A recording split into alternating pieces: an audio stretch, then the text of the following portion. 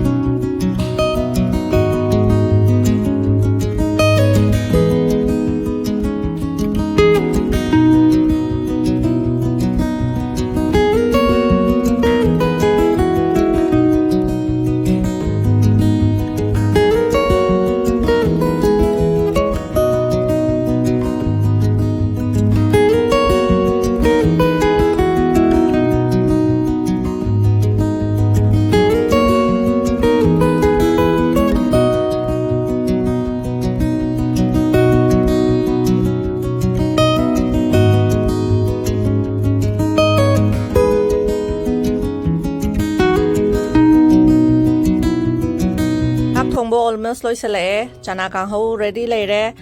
hinjang dana paneer thongba amaga uti thongba ne si sina thumdinga si namam gadra namamoidra khangde laina tambai dune alu kang met ama leire bora da hana alu bora ama tawre aduga papar su somna tawraga leire ichanu pana chaklaman khidana loidrba mama aina ngangdana loire aina chera bonu mini hinjang hawdoni phanam sa doini na sidana tilhau bora ga amorate pa bora se loisale aduga laige chaluk ready to yara ni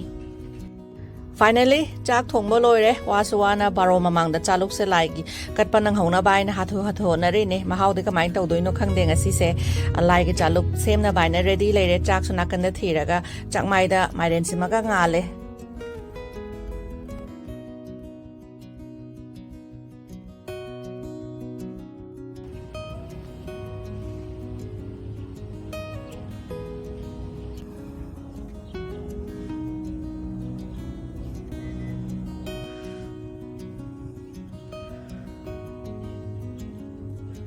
Lagi kat paloire chak sot eng khai lame angang khai su chak lame aduna khoi lunch family chaminara ge na ai chan pa gi rishka table set tawr minari